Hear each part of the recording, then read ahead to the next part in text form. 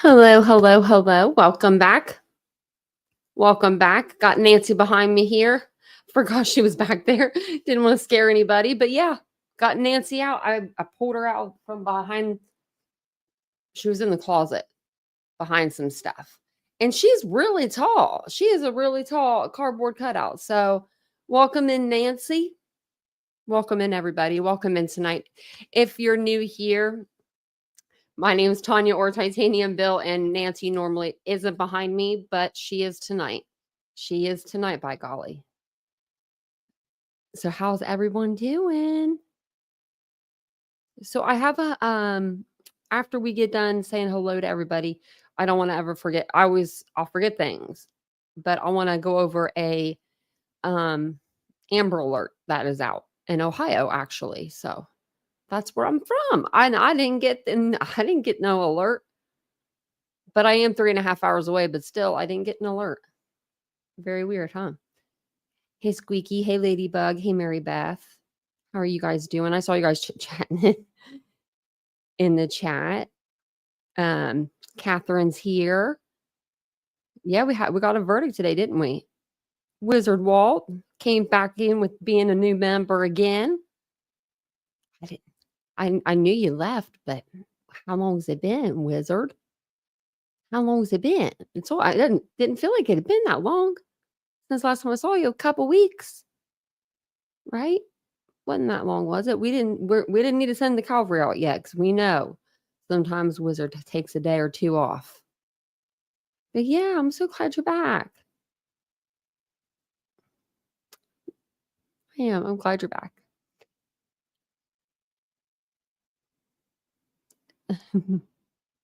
I was just reading your guys' stuff. Does it do that for other people when you go like to hit the like button? It like there's no likes there, but like after you hit the like button, there's still no likes there. Is that what you guys are talking about in the chat? Because it's really weird. That happens to me. It happens to me when I go in other people's chats, and then I'm just like, Yeah, Miriam, yeah, he was found guilty today. I I was okay, so I've been following this case. Well, before we get to that, I want to do this other thing. So stay on track. That damn ADHD, I really got it bad. I wish that the public does have the right to know. I wish we would have been able to see a lot more than what we saw. We didn't see anything actually, but from what we could hear, because there's always going to be a bias, either.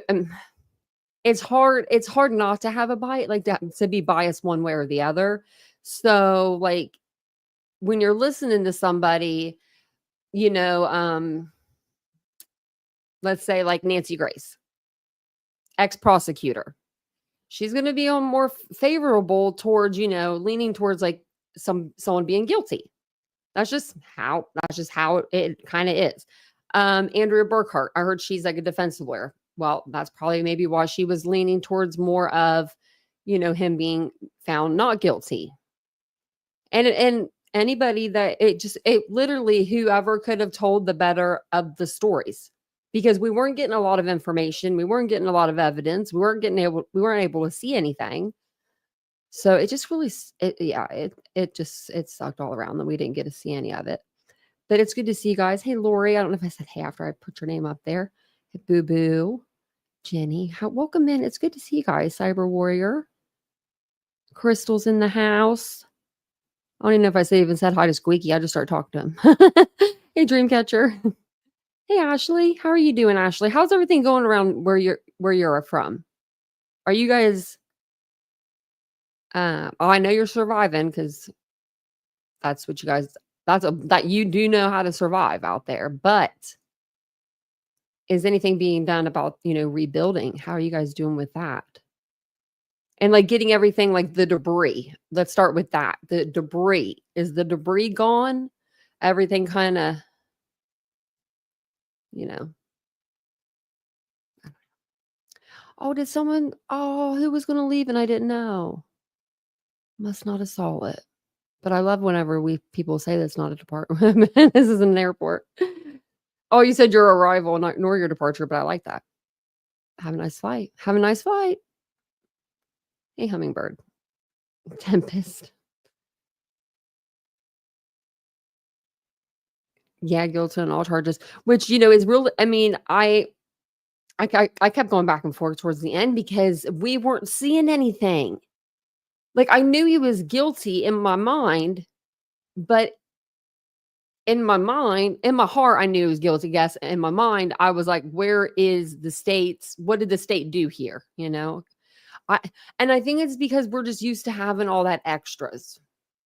DNA, that's we should think of that as like a super luxury. I mean, like, we used to have to solve cases and convict people with no DNA, no direct evidence, no, like no bullet casings, none of that. I don't- Ooh, man. Hey, Naomi. That would have been hard, that would have been hard. And I trust the jury. I really do. I decided when this went to the jury, I was like, they saw more than what we saw. They heard more than what we heard. So I was like, I'm going to give it to him. And then I was like, well, wow, they're taking forever and a day to come back. So that was like it was like a hit or a miss. It was going, usually when I've always thought, if a jury is out for a while on something, they're really thinking about it and maybe they're going to come back as like either a hung jury because they can't come to a unanimous decision, or they're going to come back as not guilty. Um, this was on a Monday, so it's not like it was like a Friday to where, they just wanted to get out of there and they just said guilty because they were ready to get out. They did their due diligence. They sat back there for 4 days. I believe it was 20, like around 20 hours, something along those lines. So they did their due diligence. But I want to tell you guys really quick about this Amber Alert that came out of Ohio. Let me pull up her picture here. Let me put me like behind them because make it bigger. Make it as big as the picture as we can. This little girl is so cute. So, and this came out an hour ago. I'm gonna double check on that. Yep, November 11th at 7:29, and it's 9:30. So 2 hours ago now. It says here, an Amber Alert has been issued for missing 7-year-old child. Oakland Alexander was abducted from Empire, Ohio, which is 3.5 hours from me. Same amount of time it takes me to get to Delphi, Indiana. Same exact amount. So weird. Like for, just because it's just of all days. She was abducted from Empire. The suspect has been identified as 43-year-old Charles Alexander. I'm assuming that is her father. Oakland was last seen wearing a gray hoodie, black pants, and white shoes. Charles was last seen wearing a dark gray sweatshirt and blue jeans. The suspect is believed to be driving a 2018 dark gray Ford F-150 pickup with license plate number HPP 3057. Contact the Jefferson County Sheriff's Office at 740-283-8600 or call 911. Crazy.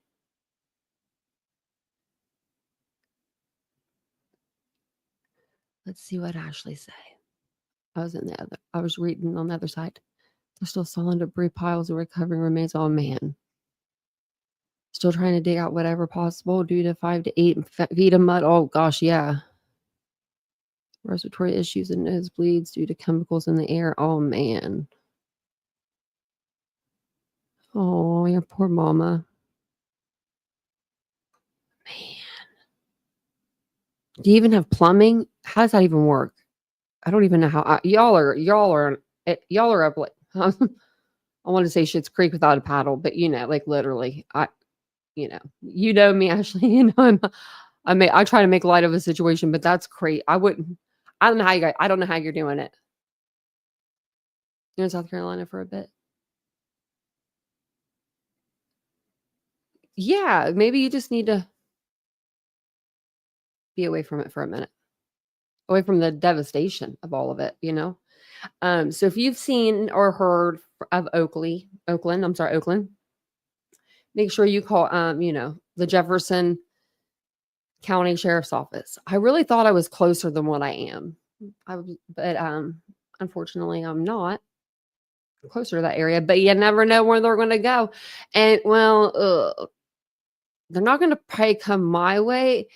Did you guys hear about the bridge fire? Like, that connects Ohio to Kentucky? Yeah, I forgot about that. There's like I don't even know if well, I'll look it up really quick. See if it says anything. Huge advantage. ODOT uses RoboDog to inspect fire damage. Oh my gosh, like that's what they're looking forward to is the RoboDog. I'm trying to see if I can find like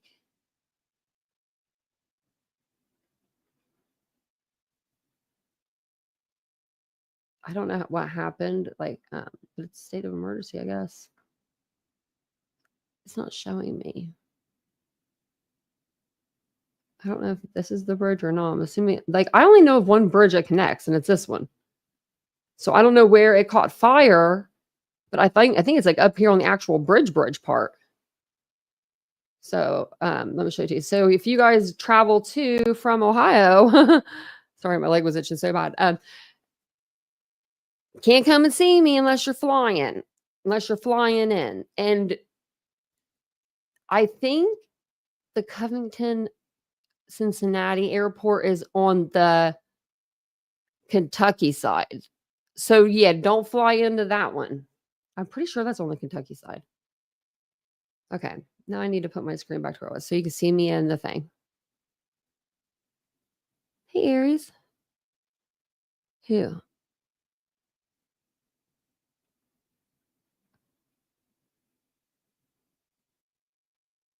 Oh. Well, sometimes you just gotta block people and move on. That's what I do to people sometimes. Like, that's what I do to people sometimes.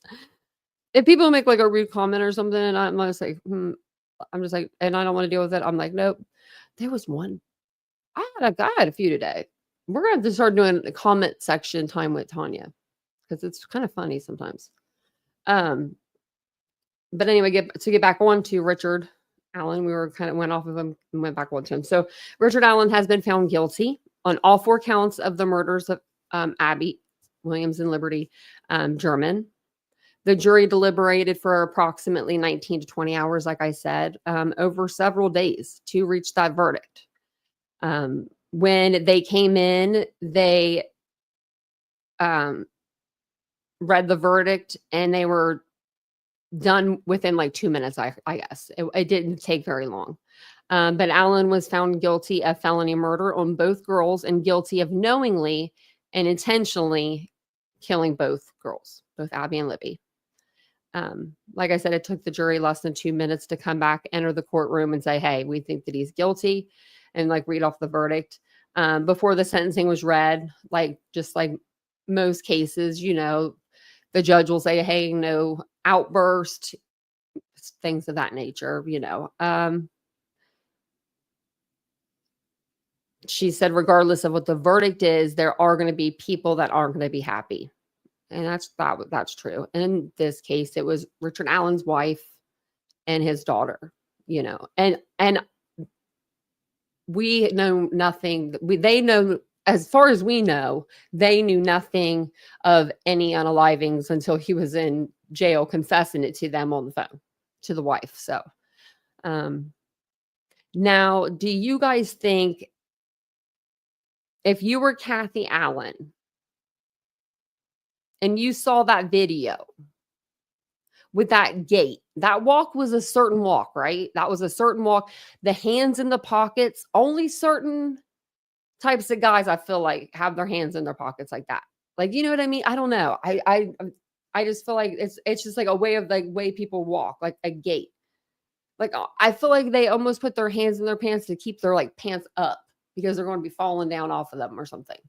The down the hill, the voice, do you think hearing and seeing all of that, she would know 100%, like, if that was, Richard or not. Because I feel like I would know if that was Vincent. But then again, no, I would know his gait. If his gait was like that, it's a very, I don't know. Hey, OG Blame Eric. I meant to say hello to you a minute ago. But yeah, it's very weird, isn't it?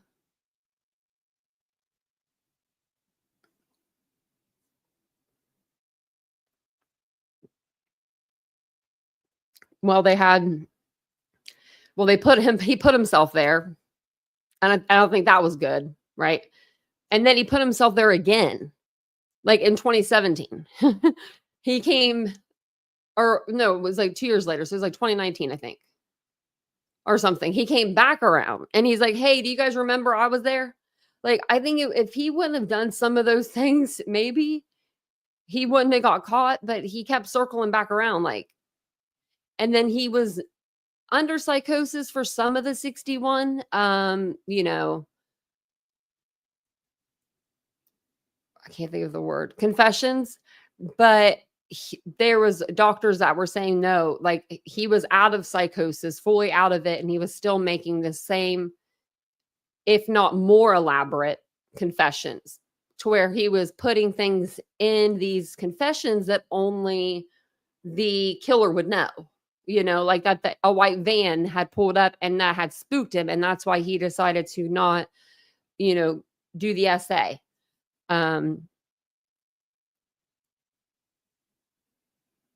He's a blessing on wheels, I mean, just too bad he couldn't have been there, maybe 20, 30 minutes, 40 minutes earlier.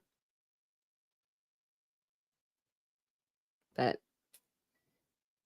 yeah, the court didn't get a seat. Well, no, say they saw some of it. They saw the crime scene photos. They heard the audio. They just didn't see some of the super, super graphic, I think, stuff. But they did see the super graphic stuff. They saw the pictures of the girls, and they're very graphic.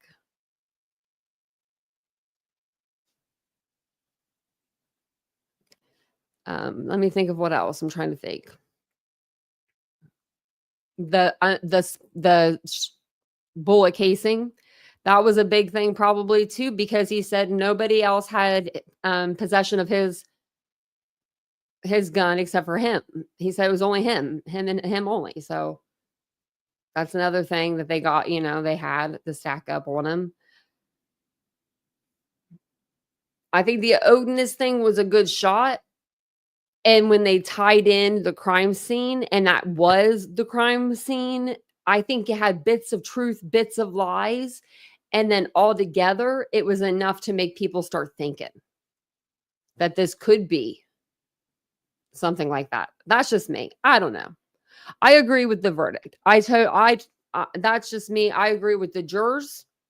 I think that I have to believe in our justice system. Because if we don't believe in our justice system, then what do we have? I don't want, not every, we can't say every case there's a corruption. You know what I mean? So in this case, the state, should they have done more? I feel like in their investigation, of course I do.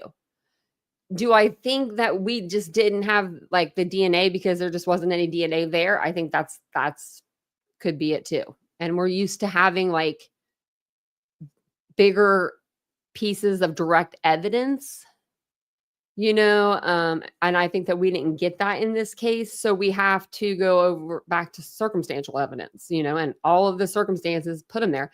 I mean, he even said he had the same outfit. I don't know why he would do all that,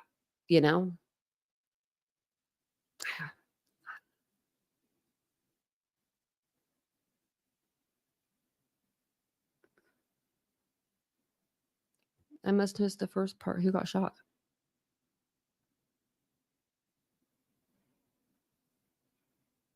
Oh, thank you. Oh, you mean the one we were just going over, Oakland? Pandan?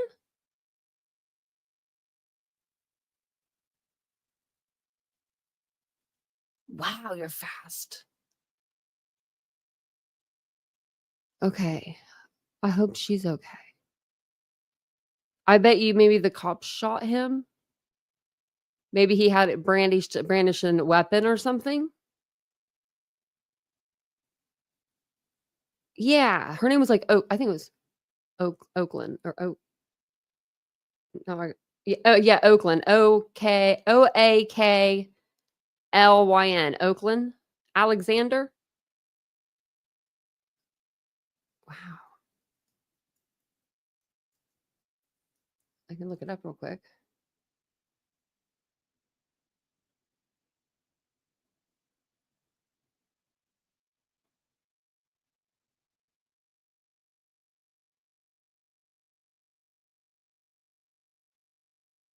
I'm trying to see. Yeah. Wow. Okay. Well, we'll have to keep our eye out. Wow, that was quick. That was quick. Let's see if we can. I'll keep it up here. Maybe it'll say it here in a minute.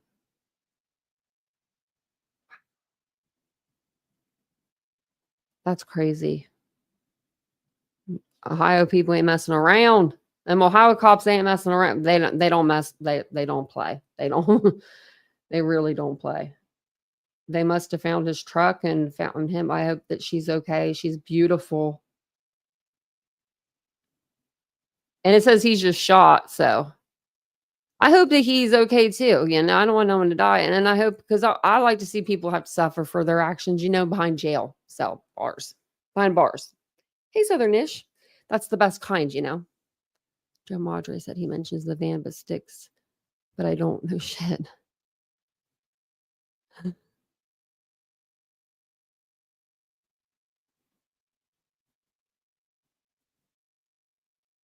or or maybe get self gunshot wound.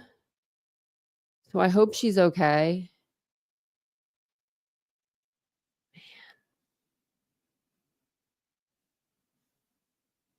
I was trying to see if like it would say something on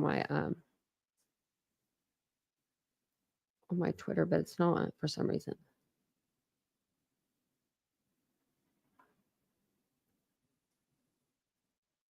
There's someone else that's missing. Wow, was everyone missing all of a sudden? Okay. If anyone hears anything, let me know. I'm still looking. Okay. And we'll keep it going. We'll keep it going with Miss Nancy Grace. And I wanted to show you guys this picture of Abby and Libby. I thought it was pretty cute. And her sister, Libby's sister put this on her Instagram today. It says, nearly 8 years. Today was the day. So just thought that was, man, you know. And Nancy, I don't know how she got this up so fast, but this was up like a few hours ago. I was like, dang, Nancy. I was like, I expected like tomorrow or the next day, you know, to hear from her. But she was like, no, she wanted to give her opinion. Her opinion then and there. So you don't see her on this one, but you'll see different video like parts like that they put on here. So we'll play this because, you know, she's got a lot to say. And she's always thought that he was guilty. But I feel like even Nancy questioned some of this stuff, you know. I do wish that there was more direct evidence. I do wish there was a little bit of a better of an investigation. I wish they wouldn't have like taken the FBI out of it. I don't know. There's some things I wish they wouldn't have done, but I hope that Libby and Abby got the justice that they deserve, because they deserve justice. And I mean, these two girls deserve it. 7 years. I've been following this case since 2017. I remember the night like that they were looking for them. Guilty on all counts in the Delphi double murder trial, Richard Allen has just been found guilty in the murders of little Abby and Libby. We are at the courthouse. Joining us, Susan Hendricks. Susan, what happened? 4 days of deliberation, guilty on all counts. Richard Allen is found guilty on all counts. Cheryl McCollum joining me, who has been covering the story from the very beginning, along with me, along with Susan Hendricks and Dave Mack. Cheryl, I understand that people poured out of the courthouse and had not made it to that bottom step where you and I waited to get in and yelled out guilty. And then a cheer went up all around. Nancy, they could not wait to get to the first step before they were celebrating guilty on all counts. Finally, for Abby and Libby, justice is served. A jury of 5 men, 7 women have returned a verdict of guilty. Richard Allen guilty on 4 charges in the murders of Abigail Abby Williams and Libby German. The 52-year-old Delphi man convicted. I saw when the defense attorneys were leaving the courthouse, people were asking, hey, talk to us.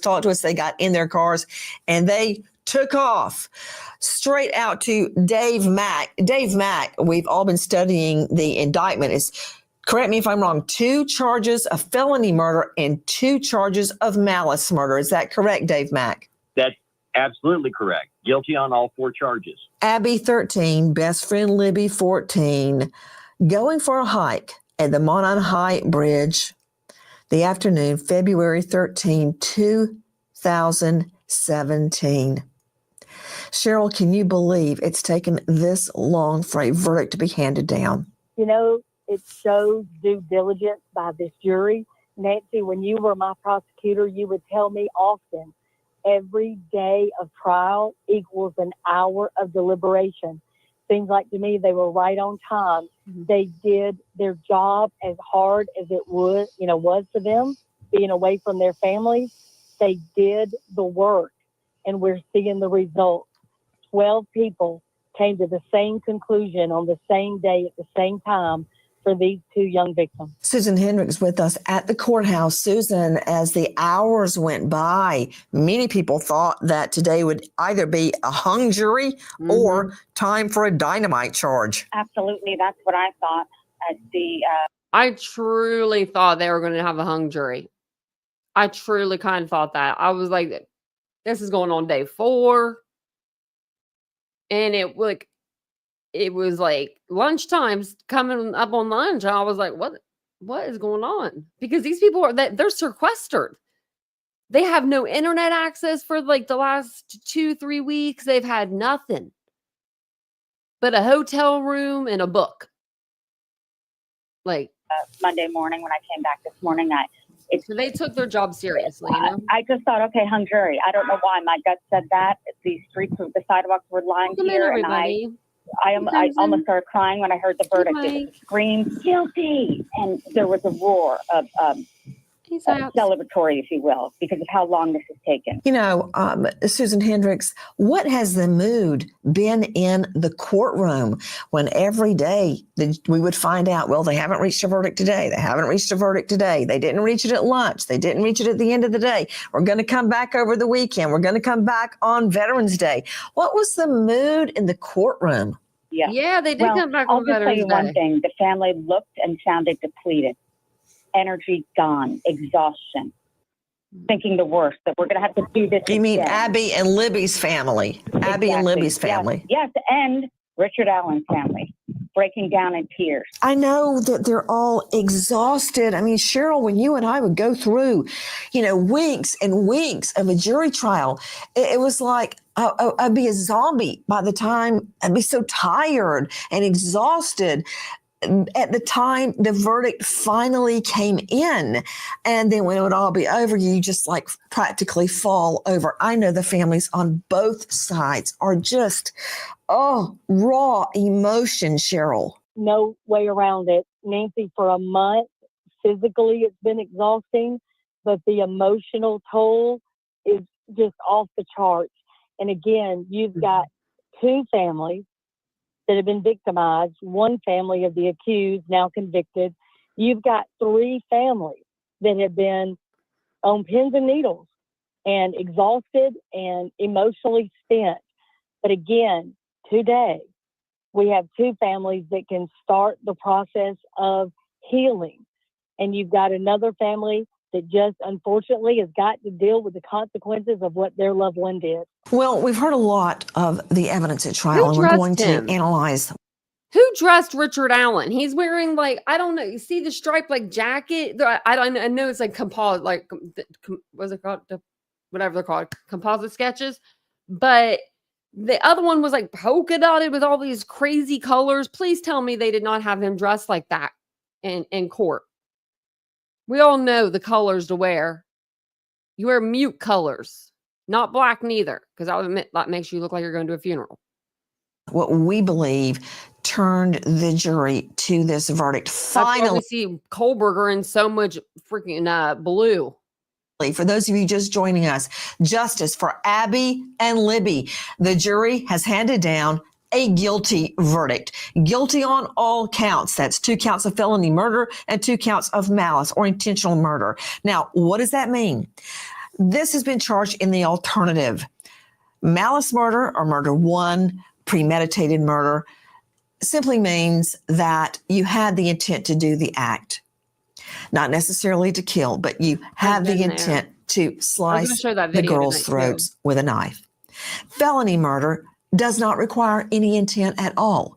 It simply means that a death occurred during the commission of a felony. The felony herein would be kidnapping, forcing the girls down the hill. No set degree or amount of asportation, as it is called under the law, moving the victim. You can move them to another country. You can move them 3 inches. That still qualifies as asportation under the law. In this case, forcing them off the bridge, down the hill, across the creek is asportation. That equals kidnapping. They're not going to be sentenced to felony murder, life, or 40 to 65, and on malice murder consecutively. Those counts now merge.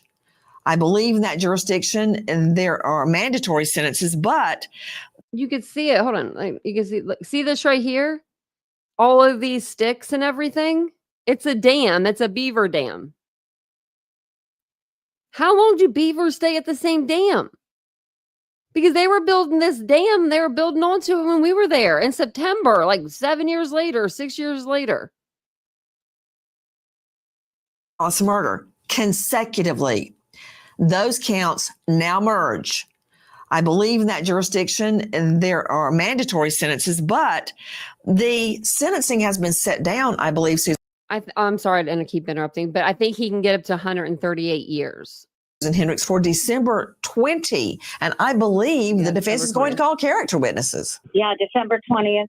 You said it right. And I'm still stunned about the verdict today. I swore it was going to be deadlocked. So that's what I heard. December 20th is the next court date. So, Cheryl McCollum, very quickly, I want to analyze what we know. There has been so much division. And, you know, Susan, Dave Mack, jump in. Cheryl, I've heard so much about the town of Delphi being divided.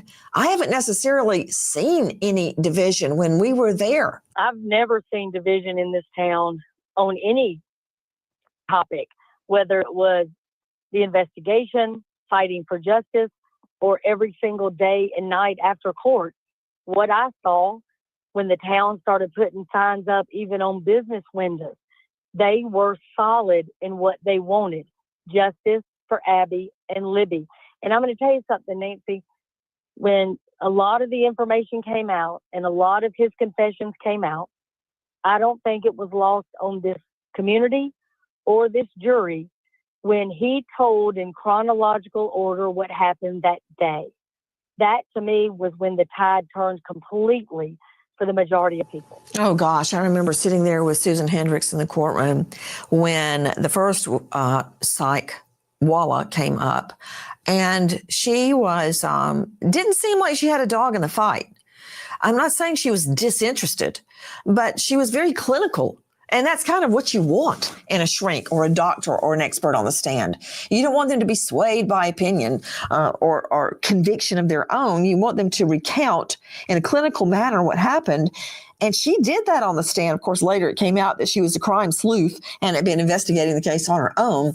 But she took copious notes of everything Richard Allen said. Susan Hendricks, do you remember you and I were watching the jury like hawks when she described what he said, including Susan Hendricks, when he asked to use the phone to call his wife? And Walla left the room to give him privacy. She came back and he goes, I want to call her back. She doesn't believe me. She doesn't believe I killed Abby and Libby. Do you remember that moment? And the jury was just sitting there staring at her. They weren't taking notes. They were just looking at her. Yes, absolutely. And those, when he told Dr. Walla over and over and over again that he did this, and even like you said, mentioned that his wife didn't believe it, that his mother didn't believe it, and he sounded of sound mind, she said, that she didn't believe that he was in psychosis. Another thing, Cheryl, did you notice in court, and you too, Susan, Dave Mack jumped. She kept saying things like, no, you didn't do this. You couldn't have done this. I don't believe it. Jump in. I mean, and why is he looking so damn different in every picture? Like this picture, he looking a little crazy. We've been waiting for this day over 7 years. This moment has been over 7 years in the making since Abby and Libby disappeared on a simple walk. And who the hell is this guy? I don't mean to laugh, but like the composite, like the sketches of the, you really do have to merge them. And I didn't agree with that for the longest time. And I don't even know if I still 100% agree with it. But when you do take characteristics from one sketch compared to the other sketch, you can build up, Richard Allen. But these are coming from different, eyewitnesses. Like the nose on this one, that doesn't look like Richard Allen's nose to me. But the nose on the other one, on the younger guy that looked like he was younger, that nose looks like Richard Allen's. Now these eyes look like Richard Allen's. In my opinion, they could be his, but the other picture, not so much. It's just, I don't know. Like they did say to merge them together. I don't know. Maybe they should have just came out with a whole new sketch, brought everybody back. Maybe that would have helped. 2007 investigators finding like the nose in this one is more, I think, more like him. Them both brutally murdered the next day. Their bodies covered in branches in a wooded area near that high trestle bridge. I'm just thinking how the jury could look at him, Cheryl McCollum, because he looks so sane, dressed up for the courtroom. He had those glasses perched up on his head that he never used. I never saw him use the glasses one time. Lawyers will do that too. And I mean, to look at him talking to his lawyers, asking, hey, hand me some mints, and just looking when the door opened, conversing back and forth, mouthing things to his wife. He was totally sane in the courtroom. So it's hard to reconcile what they were seeing with what the defense was saying, Cheryl. Again, I don't think they missed it. He's there taking notes. He's talking to them, whispering. He's acknowledging what people are saying. Oftentimes when somebody was testifying, he would be nodding yes. Sometimes he would almost scoff like, oh, that's ridiculous. Again, this is not somebody that they were portraying in this psychotic state. Again, Nancy, when you first sent me there, the thing that I remember most, I was in the car with Kelsey, I was driving, and I said, please don't anybody tell me how to get to the bridge. I want to see if I can find it. And I couldn't. There's no real signage. There's no way to get there. And I knew then, and I told everybody, he's from here. He's right here. And I think that's something also the jury knew. This was not some transient person. This isn't somebody that they didn't zero in on. The jury took all the information, funneled it down into its purest form. It is Richard Allen. Jump in, Dave. Yes, you can. Go. A couple of now that he's been found guilty, or whatever, how creepy is it with him sitting in the bar with the sketch behind him? And man, I think I would know if I was Kathy. I think she knows, like in her mind, if that was him or not on that bridge. Like in her heart or in her mind. I'm not saying she did anything wrong. I'm just saying, I think hopefully she doesn't second guess herself. things. One, where you're talking about he seemed really sane. Because I want to know when was he on the bridge the last time before this? Was this something he did once a week, twice a week? Was this something that he did once, never? Like, I want to know if this was something he did pretty frequently. In talking to his attorneys, well, they turned the video away from the gallery so we couldn't see what the jury saw, where he was nude or partially nude and acting out while he's being held in solitary. So we didn't get to see that. They did. They got to see this guy who's wacko nut job in jail and then seeing him over here acting normal. But the other thing was, I was really concerned about the bullet. The cartridge thing, the one piece of actual physical evidence that tied Richard Allen to the crime scene. And you pointed out, they're telling the jury to ignore the evidence. Don't even do that. And I thought as this went on, as the deliberations went on, I thought, oh my gosh, they're buying into this lie. Yeah, it's not just the bullet, Dave. You're right. They were saying, hey, I know he gave 60 plus confessions, but ignore that. Just it's like in The Wizard of Oz. Don't look at the man behind the curtain. Just keep looking at the big scary image that I'm projecting up on the wall. Don't look at me. Don't look at the bullet. Forget about that. It's not real. Forget about all the confessions. They're not real. Forget about the fact that he was wearing the same clothes as the bridge guy and places himself at the scene of the murder in the time frame the girls were murdered. I mean, you're right, Dave Mack. Don't look here. Look there. Look at the screen of him naked and masturbating and spitting and eating paper and putting his head in the commode. Look at that. Look at that. Look at that. That's what the defense was, Susan Hendricks. Yeah. And obviously, clearly, it didn't work. I know that on Saturday, the jury wanted to hear Libby's phone again, the recording, and they also wanted to hear an interview that Richard Allen did October 2022. Were they comparing the voice? I'm guessing yes. Maybe they had one holdout who wanted to make sure the voices matched. Okay, tell me again exactly what they wanted to hear, because, Cheryl, that would throw me into a fit. When the jury had a question during deliberations, I would love it and hate it, because I always believe that the questions they ask during deliberations tell you where they're headed. Do you remember, Cheryl, whenever we would get a question during jury deliberations? Oh, my stars. Oh, without question. And Nancy, that's what this did for me. You and I talked just privately, and both of us said, if they want to look at those videos of the interrogation, that to me was for the prosecution. There was no doubt in our minds at all. I felt that. See, I wish we could have heard those, because we never really got to hear him talk. So it's hard to hear. Like, if I could hear him talk a little more and be able to decipher for myself if I thought he was the one that said down the hill or not, I think that would help me a little bit more. But I mean, who am I?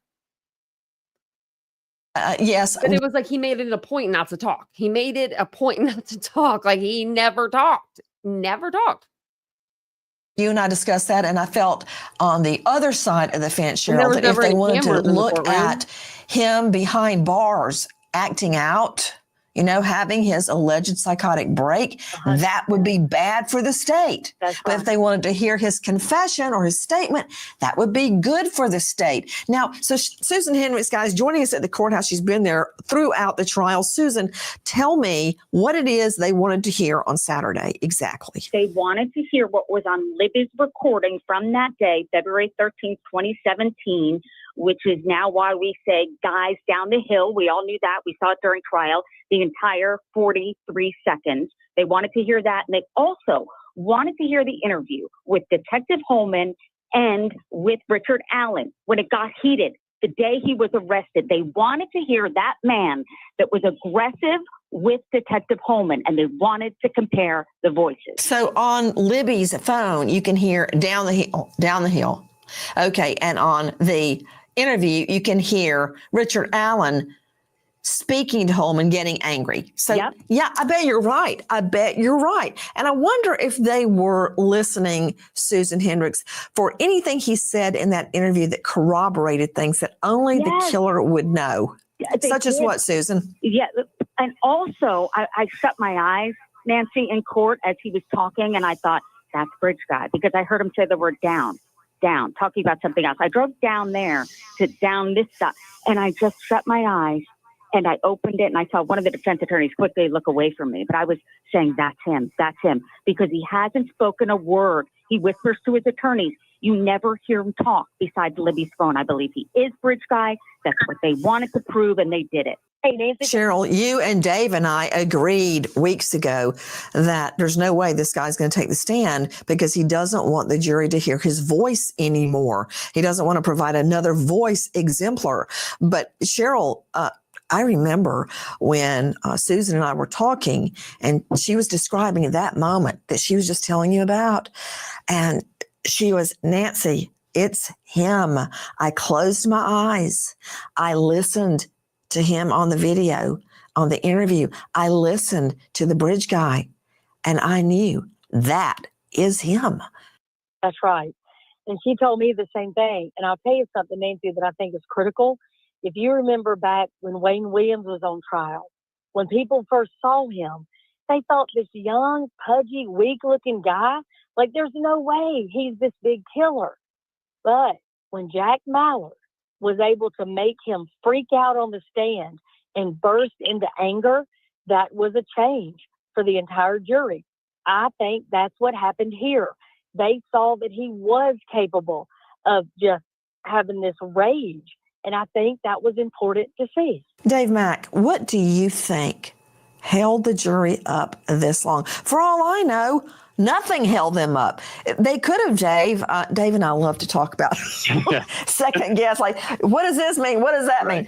It may mean nothing, Dave. Okay, but what do you think was the sticking point? If there was one, it may have really just taken this long to go through everything. I think there were sticking points, Nancy. I think the 16 questions, I asked you this early on, the jury was allowed to ask questions of people testifying after they were done. They asked more questions about the bullet than anything else. They asked a total of 16 questions about that. So I was concerned there. Another one I was really concerned with was the cell phone data, the phone ringing and then immediately having this, the 3.5 plug going in, the headphone plug going into the phone and then being unplugged 5 hours later. I thought that was incredibly fascinating testimony. However, I also knew from another trial that this is something that can happen with water or dirt, something getting in there. Mm-hmm. And because of the location of where that phone was found under Abby's body, it made perfectly good sense that water or dirt, a speck, could have gotten in there and actually have triggered that thing to point out that it says the headphone jack is in. Biggest problem I had, and I'm sure the jury questioned this, is why did you have this for 7+ years and now you're Googling it? Why couldn't you have some better testimony than that? And I think they came back with, well, it was an obvious thing. There was nothing to it, and that's why they didn't dig deeper. Well, I guess when asked, all you've got for me to cross me with is a Google search. And I guess one answer would be, yeah, because that's all it took. Duh. Right. But that said, Richard Allen's wife has come out of the courthouse and stated, quote, "This isn't over at all." What do you make of that, Susan Hendricks? I think that the family believes he's innocent, and I believe the attorneys made the family feel he was innocent and gave them a shot. I think this is coming up on appeal, and they're going to blame Judge Gull for a whole lot of things. Oh, yeah. Oh, gosh, yeah. They're already coming down on the judge. I got to tell you something. When I was in the courtroom, I locked eyes with the judge. That woman, she is as tough as nails. And she kept an ironclad rule on that courtroom, and she should have. She would tolerate no no talking, no eating, no drinking, nothing from either side. I did notice she was very kind and considerate to the jury, which reminds me of a lot of the judges that I practiced in front of. But to everybody else, I don't think she was too firm. I think she was just right. Wouldn't you agree, Susan? Oh, absolutely. I respect her. I know she was strict, but what she went through before having to go to the Supreme Court, they wanted her kicked off, the attorneys. It was a circus. And she said, isn't happening with me. And I believe she did an excellent job. You know, she really did. I believe that she has indicated, she told the defense attorneys to go ahead and file their motion about third-party suspects. If there was going to be an appeal. The attorneys are already claiming the judge is at fault by not allowing them to bring up, and I'm telling you what they wanted to bring up, which I think was a poor choice, Odinism. No. I mean, yeah, you're going to convince a jury some Thor worshipers did this, made a blood sacrifice like that kook on YouTube said? No jury would ever believe that. But what about, Cheryl, the guy who passed away? He's not there to defend himself anymore. He would have been the perfect scapegoat for the defense. Ron Logan is not there to defend himself, offering up a sacrifice that has never been done ever with two young teenage white females was ridiculous. But Nancy, I don't want to gloss over. Wait, hold on. I want to clear up what you just said. The reason you said it was ridiculous that Odinists would kill two white teens is because Odinists in certain areas, Odinism has been mixed with the Aryan nation and white supremacists. So if they killed anybody, it would not be a victim like Abby and Libby. They'd pick somebody else that they hated, right? Is that why you're saying that? That's exactly why I'm saying it. Plus, it's never been done. So when you get just down to the math of it, it was never going to hold. It was never going to stick. But I would like to address something Susan just said. When his wife comes out and says, this isn't over, let me tell you something. She had the opportunity to get on that stand and protect him and to make us understand he didn't do this. She could have told us what he did on the night of the 13th, how it was Valentine's Day for the two of them. She didn't do that. She had a chance to help save him, and she chose not to do it. And when she found out. Why wasn't he rushing for a Valentine's Day gift for his lady? I mean, it's the 13th. You know, normally guys are rushing at the last minute. Maybe he was waiting until the 14th, but that's true. That not only was he at the should bridge, know exactly what he was did on the bridge. Her first statement to him was, "You never told me you were on the bridge." She didn't want to take the stand because she knew she couldn't, because she recognized him. She recognized the clothes and the walk and the voice. She knew not only that he was there at that exact time. Keep in mind, Richard Allen never saw another man. He only saw girls. He never even saw the women that saw him. She knew. She knew what happened when the police came to her house. She knew what happened when they came the second time that she didn't call them. And she knew what happened when they showed up with a warrant. Susan Hendricks, when was the first confession taken? April 2022. Early April 2022. And I have an entire timeline in my 6 notebooks of when. Gosh. Yes. But when he did first confess, he was of sound mind. That came first before the alleged psychosis. So let me ask you, Dave Mack. I remember them talking about that back in April 2022, whenever he first came out and confessed, because we went over it. We have been combing through all of the fantastical theories, and I was really worried the jury might latch onto one of these if there was a scintilla of evidence put forward about it. But why are people so convinced that he's innocent? I mean, the crazy theories online, Dave Mack, are they're horrible. It just shows you that some people have too much time on their hands, and they could not fathom that a single person would be that evil to take on 2 children and convince them at gunpoint to go down the hill and do as they were told. He picked the perfect victims. I hate to say that, But he picked two girls that were still girls, and they were told by an adult man, I got a gun, I'm going to use it, go down here, do what I tell you to do.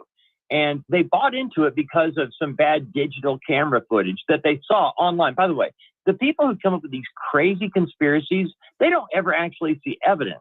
What they see is things online. They don't even know if what they're watching online has been fixed by somebody else who's messing with them. I'm shocked that we didn't hear the defense throw up. That's so true. None of the people that have crap to say will read a legal document to save their soul. More of a Keegan Kline defense, the Ronald Logan thing. I'm surprised. I'm wondering, Nancy, and this is my question for you: was the defense laying groundwork so that if convicted, Richard Allen could come back and say, my defense didn't do what they should have done. Here are some other avenues that should have been explored and they weren't. Oh, gosh, you're right. But I'm sure, I got to tell you something. I really have faith in this judge. I do. Just listening to her demeanor on the bench, the way she handled everything that happened from the very beginning, all the pretrial motions, you name it. She has been very consistent. Now, the law varies from jurisdiction to jurisdiction, state to state, but generally speaking, one thing is true. All three of you, please jump in. If you have a scintilla of evidence that someone else did the deed, you can bring on third-party guilt. For instance, Ron Logan, it was his property. Didn't he lie about his alibi, Susan Hendricks? He lied because he was on probation for drinking and driving. Exactly. So that, to me, using the fact that he lied, using the fact that it was his property, using the fact that he has gone on to the hereafter and cannot defend himself, would have been a perfect scapegoat. They did not do that.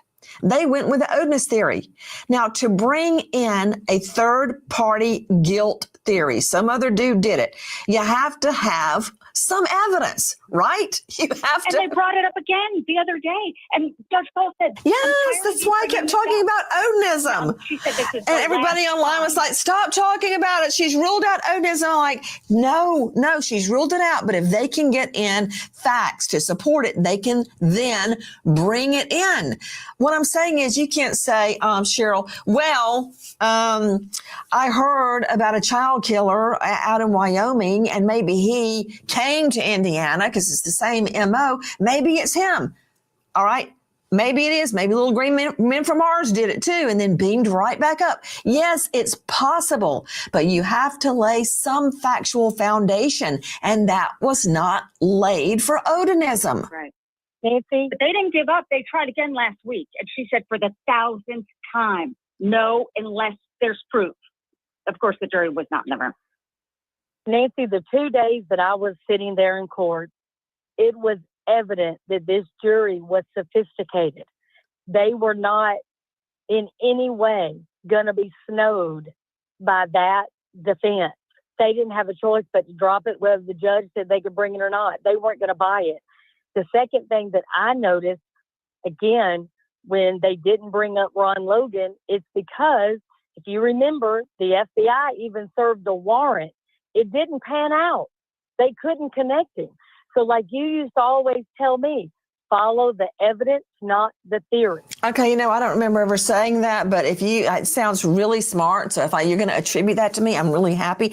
Susan, buckle your seatbelt. People are already online screaming, this was a setup. Oh, jeez, it's not a setup. Well, that's who I just ran into. I just ran into Libby's favorite teacher. And I saw him in court one day when the phone call was played, and he just hugged me and he said, don't, I'm going to cry. And he's right next to me. So that's really what this is about. It's like the justice was served. This is what I know about sentencing, guys. In many, many jurisdictions, a murder charge is a mandatory life sentence. And you can then try to get the death penalty or life without parole. Okay, here, that's not true. The sentence is anywhere from 45 to 65 years behind bars. There is an advisory sentence of 55 years. We know that the sentencing is set for December 20. We know at that time that the defense is planning to bring on character evidence of good character, I can only imagine what is the state going to bring on? I guess the heinous nature of the crimes, number one. But what do you think? I think that maybe they just play his voice again. They play Libby. I know Nick McClelland, the last words out of his mouth were, Libby always wanted to solve crimes. She did, her own. What about it, Cheryl? I believe that this judge is going to give the maximum because the prosecution is going to lay out that a 14-year-old girl gave us the best evidence possible, which was video and audio of her killer. And when her friend said, "Don't leave me," she didn't. So, Susan, has the death penalty ever been on the table? Does Indiana even have the death penalty? Yes, Indiana does. They haven't administered it in a long time. It was something to do with the medicines and the manufacturers. It's never been on the table, though. I asked several times, and no, it has not. They do have the death penalty, yes, but this is not a death penalty case. Right. Okay. And let me tell you, if it hasn't been tried as a death penalty, that's not an option at sentencing. When you're trying a case as a death penalty case, you have to, quote, witherspoon the jury and question the jurors about their beliefs on the death penalty. That did not happen in this case. This is not a death penalty case. However, the judge can still sentence to the maximum sentence. You know, I'm very curious, guys. Why is there so much hate, and online especially, but about this case? What do you think, Cheryl? I mean, you and I have been under, oh my goodness, I thought they were going to drag me out of Target the other day and put me on a stake and burn me. Nancy, I think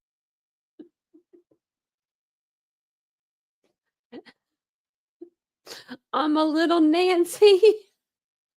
I'm a little Nancy. She said, I thought they were going to drag me out of Target. I don't know why that made me laugh so hard, but I'm going to rewind it. It just made me laugh hard. That's going to be my downfall. Someone dragging me out of Target. About this case, what do you think, Cheryl? I mean, you and I have been under, oh my goodness, I thought they were going to drag me out of Target the other day and put me on a stake and burn me. Nancy, I think there's a lot of people that are hiding behind the keyboard. Number one, I don't think they really believe he's not guilty. I think they're just doing it to antagonize people and be hateful. And I told you before, when you have somebody that is just hell-bent on making somebody miserable and hurting them, and they won't give their real name, and they won't, have more than 2 followers, they are baseless, faithless, factless cowards. And for me, none of those people factor here. What factors are the real people that have been fighting like you? You sent me to Delphi before anybody'd ever heard of Delphi. I didn't know where it was, and I went to Purdue for a while. So to me, there are people that have been advocating for this family, like Susan Hendricks, that left her own family for a month and has been there every day. Okay, now wait a minute. I want to say something, follow up on what you're saying, Cheryl. Guys, Susan left her family, and Susan, your son, what was he saying the other day about murder? Oh, you told goodness. me, she's like, please don't tell that to the other moms in the pickup line. Yes, he's in 2nd grade, and he said, Mom, he has a baby voice still, I love it. And he just said, Mom, guess what? My friend's mom came in to talk, and she writes poetry books. And I turned to my friend Henry, and I said, my mom writes books. And he said, what kind of books? And he said, don't tell anybody, murder. And Henry said to him, I think I'd like a murder book. I thought, oh my gosh, therapy's come. Yeah, that's a lot more fun to read about than poetry, right? Yeah, not. Oh gosh. I miss him every day. I've been on speaker, but I had to be here. I wanted to be here. It's been so full of raw emotion every single day, the ups and the downs, And I got to tell you guys, when I saw the victim's family in person again last week when I was at the trial, their faces were just like stricken, kind of like pinched, and nothing had even happened. Remember, Susan, it was first thing in the morning, and they were just, oh, my heart, they just looked raw, Susan, just raw. But I saw their eyes light up when you were there. You know what you signify, Nancy? Not only a wonderful person to them, but that their girls matter. You know what we haven't talked about? Aww. We haven't talked about Libby and Abby. And I remember Lucy and John David at this age. And I just cannot imagine someone doing this to them. I mean, Cheryl, you've raised a boy and a girl. Remember that tender, sweet age just before they turn into a full-on crazy teen. You know, it all happens when they're about 16. Everything goes haywire. But they're half little girl and half teen, and everything is new and wonderful, and they always smell like bubble gum and strawberries. And, oh, gosh. You know, Cheryl, what are your thoughts? Nancy, I had a chance to hang out with Kelsey and my daughter, Caroline. And Caroline, at the time we first met Kelsey, was Libby's same age. And I have watched them the last 7 years become friends. And every single time they hang out, I can't help but think for Kelsey, that's what it should be.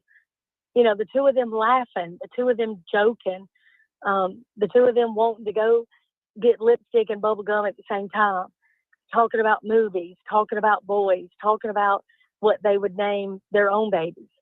I've watched this, and I've watched this friendship, but at the same time, every year, 15, 17, 19, now Caroline's 21. Libby should be 21. So I watch them, and I think that's what could have been. That's what should have been. Susan, what about it? I know. I was at Libby's gravesite right before I heard that a verdict was out. And I put the bracelet down that said today is the day, and then heard verdict. And I just was looking at her gravesite with her face on there, and it said everything she loved to do.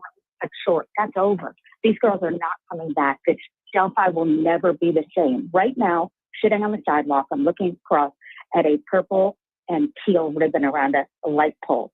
And outside of the courthouse where I spent day after day after day after day. But it's not about me, it's about these families. They go home now, they have a verdict. They don't have the laughter in the house.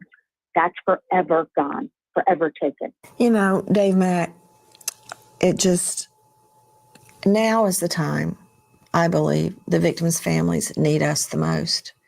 Because until the trial, first of all, they had to get through the funeral, the shock of the shock of them being passed away, then the shock of discovering they were murdered. Well, you know, first they were missing, then they find out they passed away, then they find out the COD was, their throats were slit, they were murdered. And then the search for the killer completely consumed. Remember, they would come to CrimeCon every year, and we would do show after show after show, trying to get closer and closer to who did this thing. Then there's a suspect. Then there's an arrest. Then there's the wait for the trial. Then there's the trial. Now the trial is over. Now what? Now they are left with the reality that the girls are gone and that empty house is forever. The mission is over, Dave Mack. This is where the grief, they'll actually be able to mourn now. Yeah. And this is, I think that they're going to, I hope that they're able to sleep really well tonight. Like, at least for the first time in 7 years, you know, knowing like this part of it is over. And now, you know, you're on to the next stage of the grieving process, but at least you're going forward. You know, Nancy, I told a friend of mine, they're talking about the case, and I said, you know, the one thing I got in this, because we've been covering it since it happened. And I said, the one thing I noticed in the families is that they felt in you, Nancy, that they had somebody that cared. Because after a while, people get tired of not hearing an answer, you know, because there was no suspect. There was just question after question. And it's like you were giving them that hope that this is not going to go away. We will find who did this. And then you mentioned the arrest and then all of the stuff that happened leading up to trial. And right now, while we all cheer, you know what? The rest of us go on with our lives, but they go back home, not just to a silent house, but, you know, it's not a victory for them. They lost Abby and Libby. They lost two children who should be young adults now. And all I could remember looking at their pictures is when I would take my daughter Hannah to the roller skating rink when she was that age, and her friends, and I'm looking at them and I'm thinking, I don't know how I would go on. And that's what they're now going to face with, because the solution has happened. The answer is there. The conviction has happened. And after sentencing, to be honest with you, I mean, if he serves consecutive sentences, he gets 130 years. Their daughters are still gone. Their granddaughters are still gone, and they're not coming back. Today is a day to sigh, a sigh of relief. The trial is over. Justice was served. And I remember every time I would get a verdict, a guilty verdict in a murder case, people thought, oh, where are you going to celebrate? Where are you going to go? It was no celebration. I know that's hard for a lot of people to understand. It's a sigh of relief. It's not a time to celebrate and be jubilant, because everybody leaves that courtroom with a broken heart. But this at least puts a Band-Aid. Doesn't heal it. It can never be healed. But at least, for now anyway, a Band-Aid on their hearts. Dave Mack, Cheryl McCullum, Susan Hendricks. Thank you, gals. I'll see you tomorrow on Crime Stories. We'll see you tomorrow. See you tomorrow on Crime Stories. I was trying to see if... Okay, so that little girl, Oakland, is safe. I was just double checking her case, the one that we were going over in the beginning. Now, I don't know about the non-custodial father, but we know that she's okay. So and she's safe. So that's good news.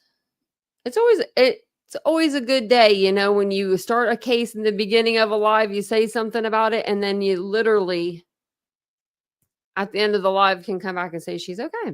So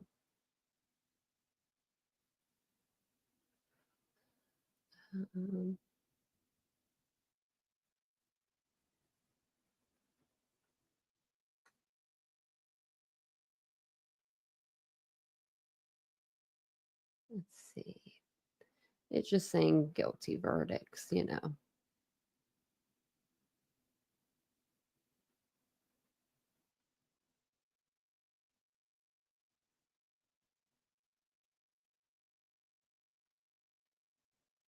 So we'll have to, what's this?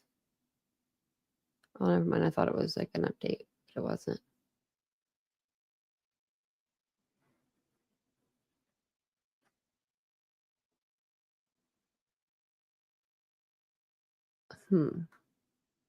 Oh, that's what I was going to put in the chat. I'll put this link to this video that from whenever I went to Delphi. If you guys want to watch it, you can. That's the link to it.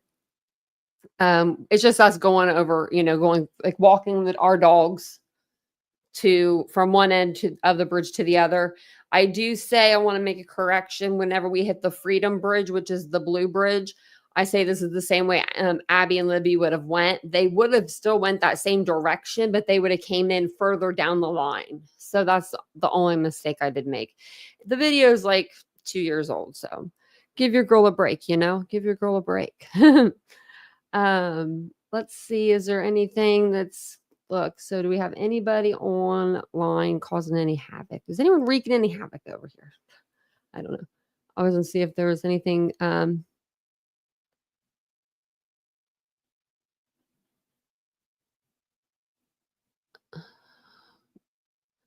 I don't even want to know. Why is this? People are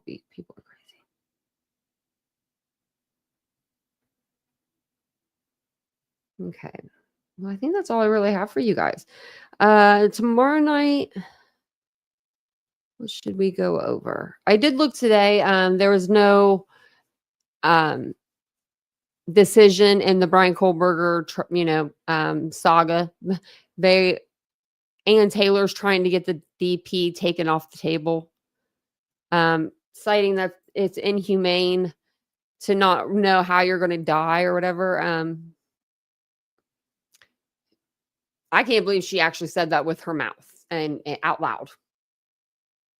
Well, Jay Logston, whichever one did it, because I mean,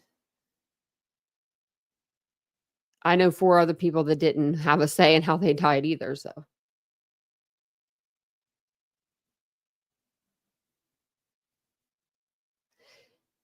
yeah, I think she'll stay by him for a while. I think she will.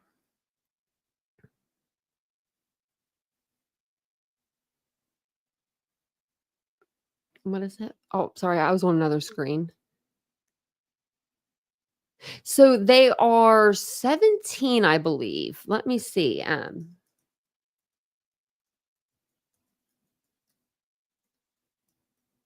think they're 17. They're 16. Wait, hold on. They were born. Oh, wait. So November. They were born. Wait, we in November. So they might be turning 17. I think they're getting ready to turn 17 years old. Because it just says November 2007. And he's 6'5". Her boy is. Seem like really good kids. But I mean, if Nancy Grace was my mom, I'd be so scared. Yeah, he gets no special treatment. Yeah. Yeah, I'm thinking like 16, 17. Yeah. Yeah, they're close enough to be adults. Wow, already. She was like 48 when she had her kids, or like was pregnant at 48. 48. Still time. Still time. I'm like, man, that's a long time.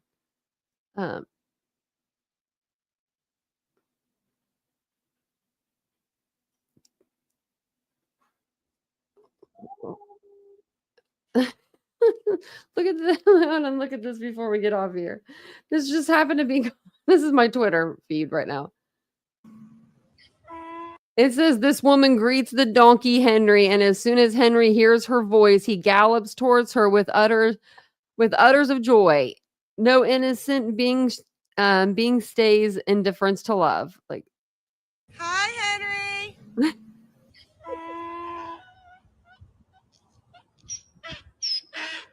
What's it making it so hard? Henry's so that happy. Was a nice kick there, buddy. Hi. Did you miss me today while I was at work? Huh? Okay, I don't even like farm animals, but why do I feel like I need a Henry? Isn't that the cutest thing ever? You're welcome, Southernish. Like,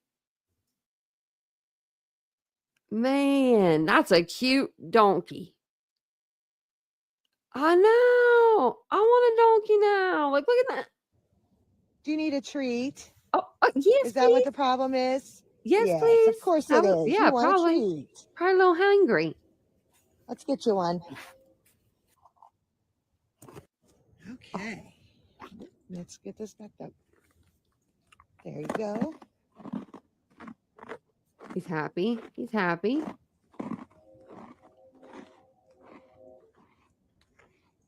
He wants another. Oh, yeah, there she was. She already had it ready. That good stuff? Look at Henry. Look, I want to watch him go down the hill again. Henry. This is the best part.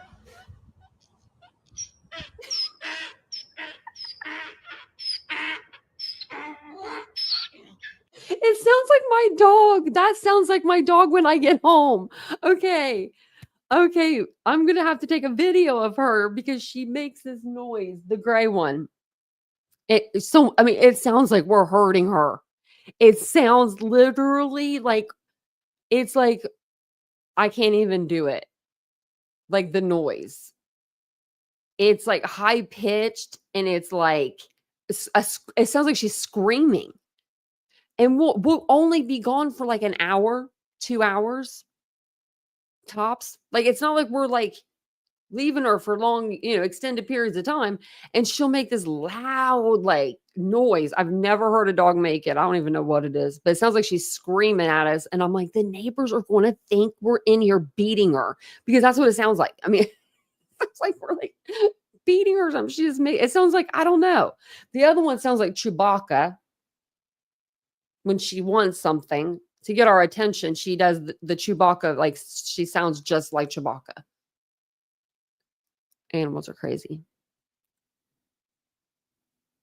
Now I feel like I want a little mini donkey. My brother had a mini horse.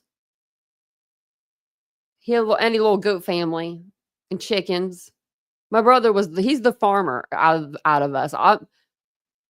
I'm a domestic. I'm like a cat dog kind of person. Wouldn't even probably see a bird around here. They make too much noise.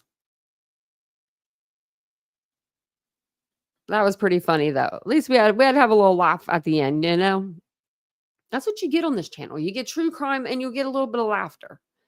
Because man, like, true crime can be really deep. And with this case, it's even, I don't know, it's a little crazier because I've been following this case for so long, and now it's like coming to its conclusion, and it's a little weird. It's a happy feeling, but a somber feeling, So, but thank you guys for being here tonight. If you guys missed the donkey that we were just watching live, make sure you go back and watch the donkey. It was just a few minutes ago. That donkey was funny. But have a wonderful day. What is tomorrow? Tomorrow is the 12th, and it's Tuesday. I'm a day behind. Let me check something real quick. Thursday. Okay. That's when I go to the doctor. I was like, I'm going to check right now while I have you guys on the phone. Or on the phone while I got to have you guys on live with me. Or it could be on the phone. But thank you guys so much for being here. Have a good night, everybody. I'll see you tomorrow. Maybe I might do a day live tomorrow. I'm not really sure, but I will be here tomorrow evening for a night live. So make sure your alerts are on, you're subscribed, and all that good stuff. So I'll see you guys later. Bye, guys.